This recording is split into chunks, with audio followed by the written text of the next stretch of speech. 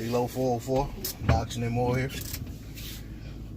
Yeah, I want to get into a little quick video about this Eddie Hearns so-called improved offer with a percentage split. Again, I done seen all kind of videos about this from others. You know, shout out to Fanon International Boxing. Shout out to who else I saw? TBC, the Boxing Clinic, and a couple others. And shout out to the whole LDBC. Before I get into this video, I just want to say welcome back to the channel, to the subscribers and repeat viewers. Welcome to the channel. If you're new to the channel, haven't subscribed, please subscribe. What I want to get into is the timing of this offer. You know, first of all, you know, Eddie waits until basically after he pretended and told everybody that would listen that Wilder and Fury weren't fighting in the first place, that it was just a bunch of smoke and mirrors.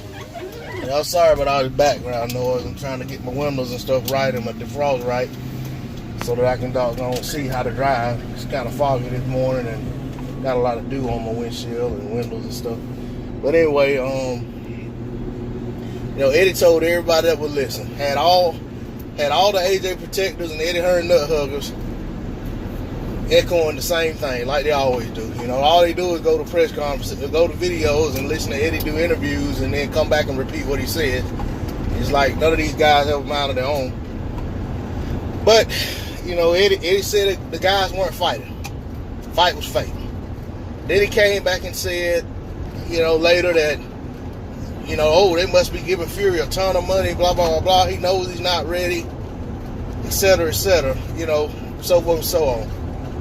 And, you know, it basically tries to play it as if, and I'm seeing and hearing more and more of this from the AJ protectors that, you know, Wilder basically, you know, fighting Tyson Fury because he knows Tyson Fury isn't ready.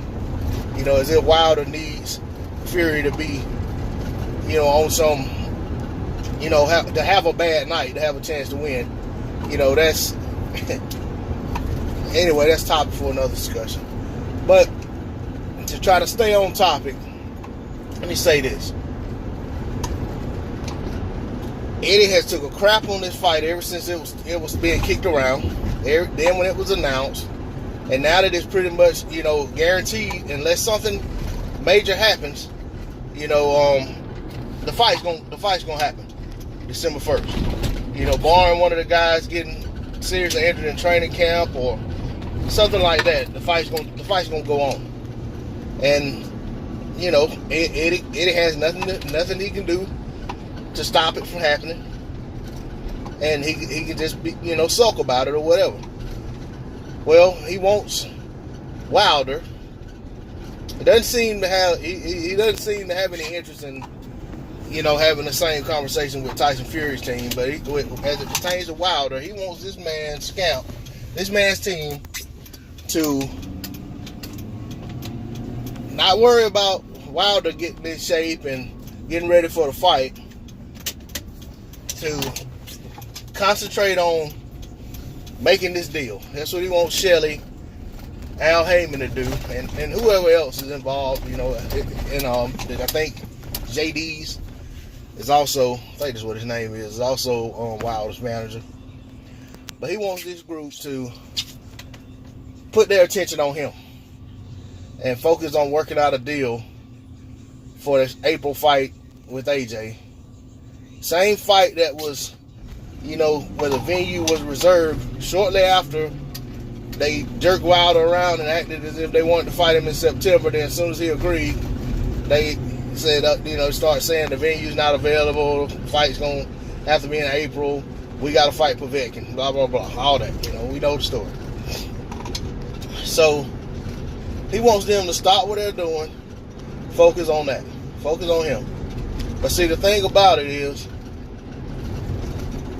unlike AJ, who probably just sits at home and lets Eddie make all these decisions for him and sign contracts for him and so forth and so on.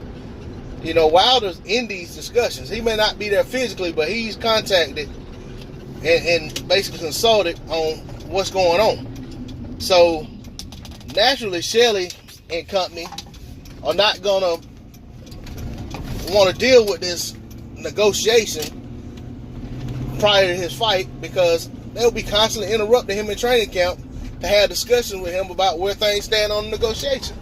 Because at the end of the day, Wilder is the one who makes a decision on whether or not he agrees to something or doesn't. You know, just like when he agreed that he would take that $15 million flat fee under the terms that were presented to him initially, that got changed as soon as he agreed. Shelley Finkel was on record saying he didn't want Wilder to agree to those terms. He didn't want Wilder to agree to any flat fee offers, that he needed to get a percentage. Well, that's something that a lot of y'all can't understand, is that Wilder doesn't have time for that. You know, he's supposed to be in training camp taking this fight seriously, and he don't have time to be worried about no negotiation for a fight that up to this point hadn't proven that it can be made. You know, despite all the concessions he was willing to make to try to make the fight never came to fruition. And y'all still want to run around here and blame him and holler that nonsense about he lost his pen, this, that, and the other. And you know, it's just not worth it. You take care of what's at hand. You know, a bird in the hand beats two in the bush. The fight he has in hand right now is Tyson Fury fight. They don't know what kind of money they're going to make on that fight, because they're both going to get a split of what the revenue is. So best thing they can do is continue to go out and promote, build that fight up the best they can, and then when they get in the ring, do what they can to win the fight. You know, as for Wilder, if this AJ fight is on the table, then negotiations should start shortly thereafter his win. You know, if Eddie's serious, Eddie can reach out to Shelley December 3rd. That's the Monday after the fight. Reach out to them and say, hey, when can we have a meeting? I want to have this thing wrapped up by the 31st. Since it's so urgent that they get the fight done. Which I don't even understand that, because he already has a backup plan pretty much in the bag. I mean, he got Dillian White sitting right there. He don't have to negotiate with himself for a Dillian White fight. I'm pretty sure they've already told Dillian White what they give him. He's already said he'd take that. And excuse me. And it's pretty much a done deal, contingent upon them not being able to make the Wilder fight, if they're trying to make the Wilder fight. So all of this sense of urgency that, no, we need to negotiate right now nonsense, that's ridiculous. He can wait until the fight's done. He can come with a respectable offer at that time, and then the negotiation can begin. Because at the end of the day, if Wilder and Fury does insane numbers, then that brings more bargaining value to the table when it comes time to making this fight with AJ, when it comes time to negotiate. So they would be crazy to go ahead and negotiate now, to try to go ahead and, you know, just basing it on Wilder winning. First of all, the way I feel about it, the manner in which Wilder wins plays a part in it as well. You know, if Wilder wins a fight that he, you know, if he eats out a win, or if he wins the fight on a late KO and Tyson Fury outboxed him for 90% of the fight, you know, they're going to bring that up when it comes time to negotiate. But if Wilder goes out there and blasts him out in early rounds and just utterly obliterates him, then I think that has some entertainment value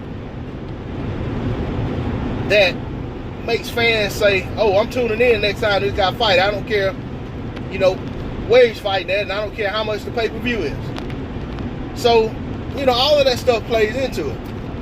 But the pay-per-view numbers definitely play a part in it. Because, if, you know, the difference in what pay-per-views cost here versus what pay-per-views cost in the UK, that alone, when you talk about the revenue that the fights bring in, that has to be considered when coming to the table to negotiate. If Wilder them do an insane amount of money, that has to be considered. You know, that's been what they've been standing on the whole time in negotiations, saying, well, Wilder's never been on pay-per-view.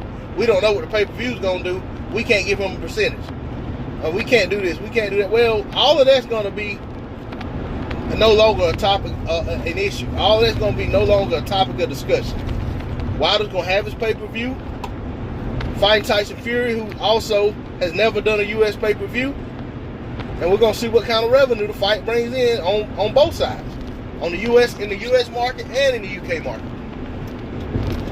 So, when that fight's said and done, and if it does really good numbers, then that has to be taken into consideration when they come to negotiate. So, it's all about Eddie, first of all, can't dictate terms to these guys and tell them when and what they should do. You know, it's not Eddie's show. You know, Eddie can do that when it comes to his matchroom stuff. But when you're negotiating with a different group of people for a fight with their fighter, you have to respect those people. You have to respect their time. You have to respect those people's. You have to respect those folks' other obligations that they have going on. You can't just say, stop what you're doing and negotiate with me. It's my turn. It's my turn. Look at me. Look at me. No, it doesn't work that way. You know, and you know that right there tells me that Eddie's probably been spoiled his whole life. You know, he thinks that things are supposed to happen when he wants them to happen, and to hell with what anybody else has going on. You know, the bottom line is Wilder and Fury are getting attention that he feels like they don't deserve to get, and his fighter's name needs to continuously be in the spotlight. But it doesn't have to be. You know, AJ had his fight. It was the only big fight going on at that time. It was all about him and Povetkin at that moment. Should have been, you know, anyway. So that fight's happened. He got the win. Now let these guys fight and see how it plays out. And if you really want to fight one of them, when it's said and done, you'll send out an offer to the winner. If you don't want to fight them and you just want to keep trying to save face, you keep doing what you're doing. Keep talking about as if you're trying to make a deal that you're really not trying to make, because they've already told you they're not negotiating until after this fight happens. So it doesn't matter what Eddie comes out and says that he's offered or what he says he's doing. If the man has already said, we're not worried about that fight till after our fight, then what is Eddie doing? He's just wasting time. He's just wasting time and just talking. I mean, there is a reason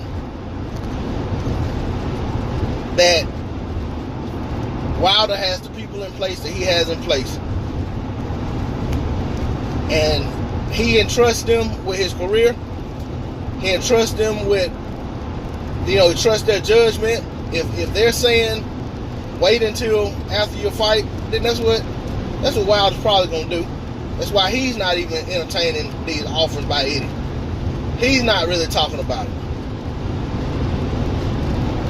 So, at the end of the day, if Eddie Hearns is serious, if Eddie Hearns wants to make this fight, which they're getting to the point where they're pretty much done backed themselves into a corner that they probably do need to really consider making this fight. Because when you do a poll and everybody that you poll come out and only 5% of them want you to fight the guy that you actually want to fight, and then you go ahead and fight him anyway, you know, to me, all of this stuff about trying to make this offer just so you can save face and justify why you fought the guy that nobody wanted you to fight. So you just need to, be patient. If they want to make the fight, if he thinks Team Wilder BSing, call him out December 3rd. Hey, better yet, be there December 1st. Be there at the fight. Have AJ step in the ring after the fight to say, hey, I want this fight. Let's make it happen. I'm sure Wilder won't have that same, no, he can't get in my ring, we don't have a deal. No, he won't have that same mentality if AJ were to come out there to the fight. But I don't expect AJ to do that because I just don't see that in him. He don't want to be anywhere Wilder is. No, you know what I'm saying? He don't want to be in the ring with Wilder, even to talk.